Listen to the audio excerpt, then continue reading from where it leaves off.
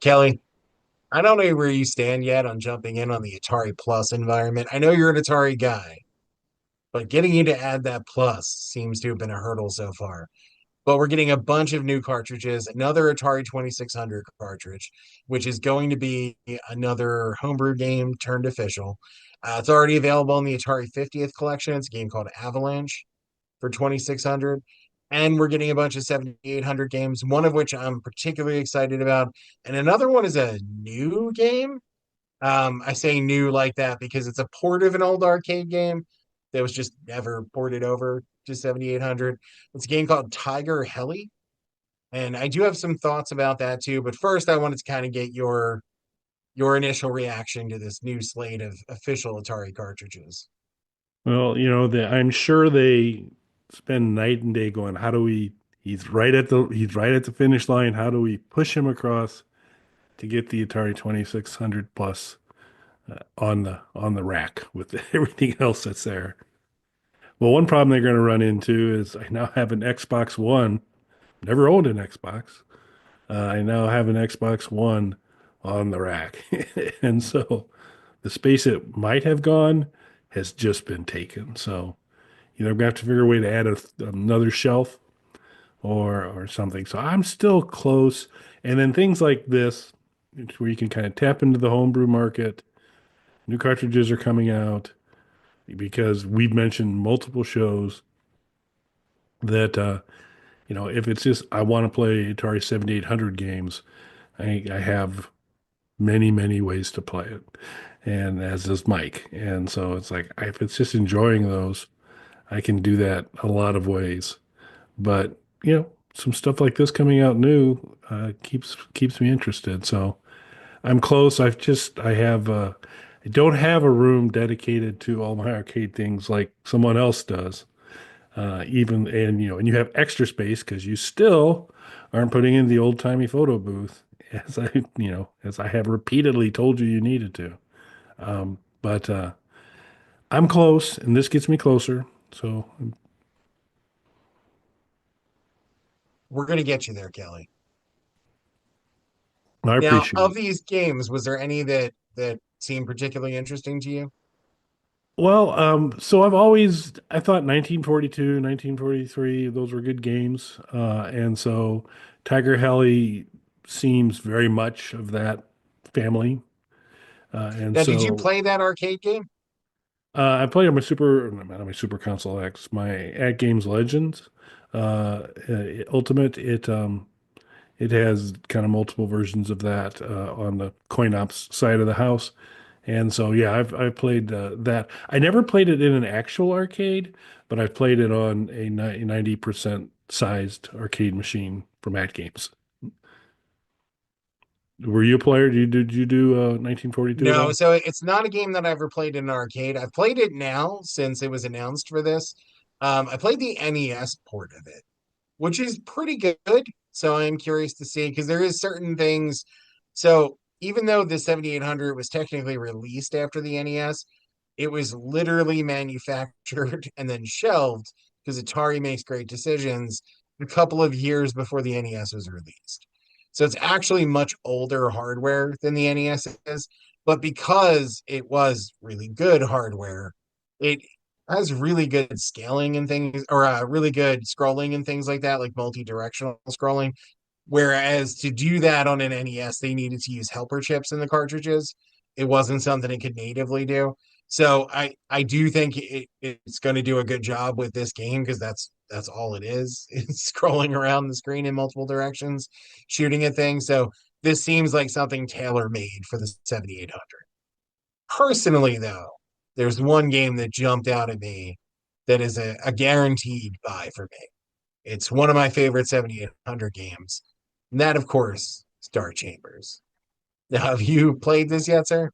I have not played Dark Chambers yet. As I watched the video, and we'll include a link, of course, to the video from GenXGrownUp in the video description. But um, as soon as that started up, when they first started talking about it, then I went, okay, I think Mike's talked about this, and then they showed some gameplay, and I was like, oh yeah, yeah, this is a winner for him. So. Yeah, 100%. So for anybody who's not familiar with what Dark Chambers is, you would probably know it by another much better known name, Dandy. Um, the game started out as a Dungeons and Dragons inspired Atari computer game called Dandy, which is meant to sound like D&D. Um, yeah, I don't love the title. I have actually since played that computer version. Not my favorite version of the game. The version of the game most people would know is Gauntlet. I love props. Gauntlet. So Atari, who distributed that game on their computer systems, thought that meant that they could just make their own versions of it for their arcades, their arcade cabinets, and made an arcade version called Gauntlet, which is faster paced, has more enemies, has some new characters and things like that. But it's still the same core game mechanics of it. The thing is, though, they didn't own Gauntlet. They didn't own Dandy, so they couldn't do that. So the creator sued them. And I don't know if it settled out of court or whatever it was, but eventually it was settled and they were able to move forward. There's Gauntlet has been ported to everything. There's a million sequels to it and things like that and spin-off games. And for Atari 2600 and 7800, they got a sort of, I'm going to call it an in-between version of the computer version. It's a huge step up from the 8-bit computer version, but it's not as fast-paced and action-packed as Gauntlet is. So it's kind of in between the two. That's what Dark Chambers is. What's cool about the 7800 version is it looks really nice. It's really detailed. And again, scrolling in multiple directions, lots of smooth scrolling, all being done on actual hardware. Gauntlet does require helper chips to run. This is the NES version. This is the infamous Tengen version of it. So Atari had a falling out with Nintendo and decided that they were going to reverse engineer cartridges and make their own cartridges. So these cartridges, instead of the Nintendo gray that everybody's used to, have a different look to them and are actually black cartridges with the labels upside down, comparatively, upside down on there with a different shape. This is not an official Nintendo cartridge. Now, they did eventually settle with Nintendo and Gauntlet was re released on proper Nintendo cartridges, but this is the original Tengen version of it. We're a really big Gauntlet household. There's not a ton of games that my wife and I agree on, and Gauntlet is one of them that we both really like. Gauntlet, I have it on an arcade cabinet. It's included on the anniversary edition of Mortal Kombat. We have the actual physical cartridge for Nintendo. I have it for 7800 on the Atari Fight Stick, and it's the 2600 and 7800 versions are on the Atari 50th collection. So I'm a big fan of this game. I will be buying a cartridge of it for 7800, if only to have similar to Ninja Golf. I have multiple ways to play this game. It's a favorite of mine though, so I do want to have a cartridge on the shelf for it. Yeah, Super Atari Circus or Super Circus Atari or whatever the combination is.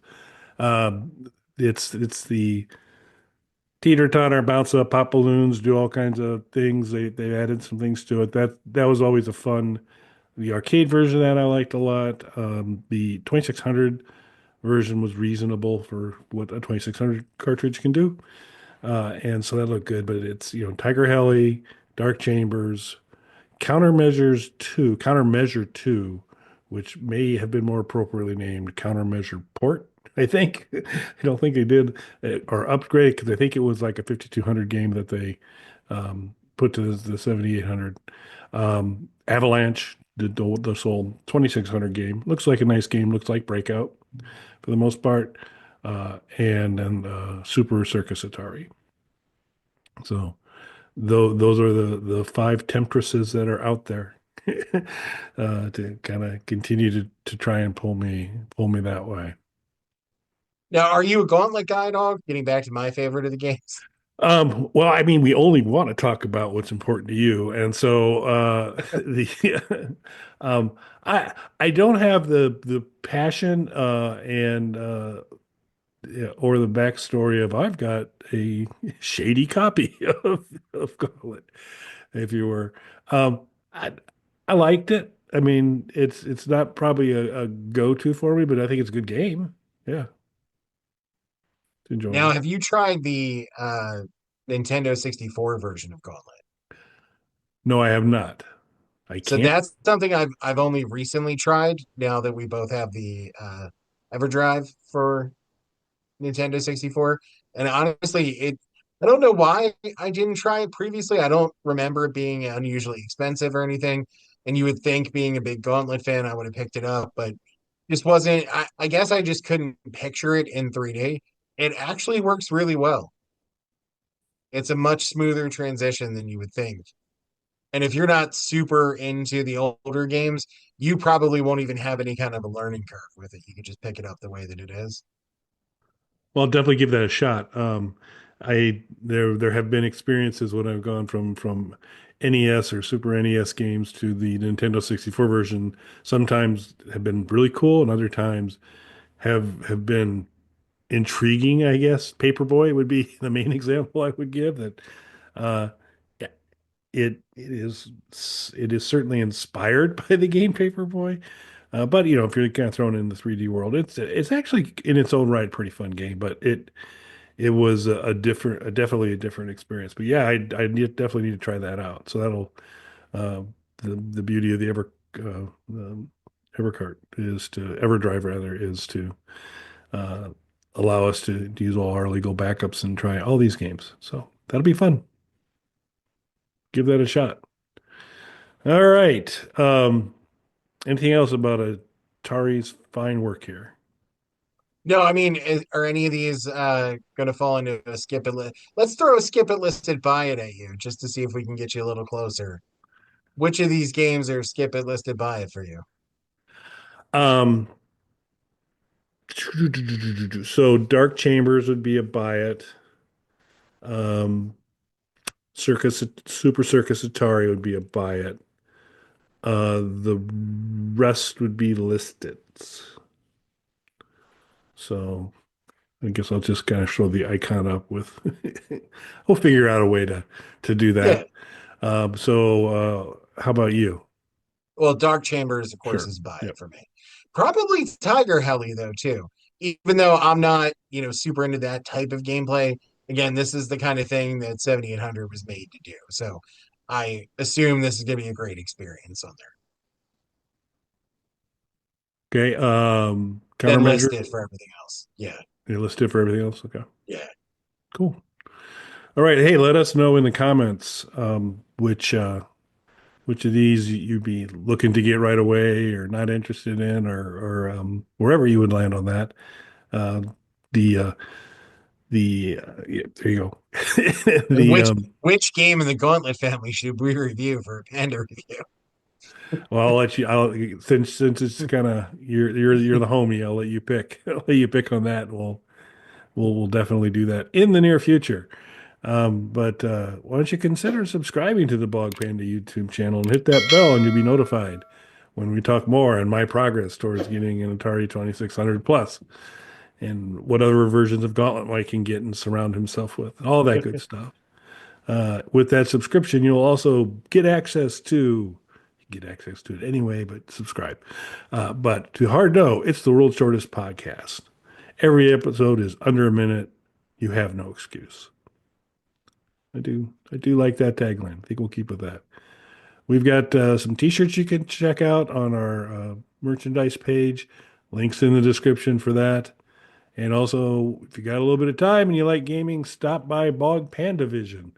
Link is also in the description, and there you will find a plethora of Game Boy games from the Slapdash family. Shortly, a NES in the Slapaverse, I guess, a game. Dr. Mike's Lab will be available for download there. There's some Doom levels you can get at. As I've mentioned before, the Shakespeare of Basic Mike has graced you with a couple of games there that you can check out as well. So there's a bunch of stuff there. It's all free, well worth the price of admission at free. We're a micro homebrew, and so check them out.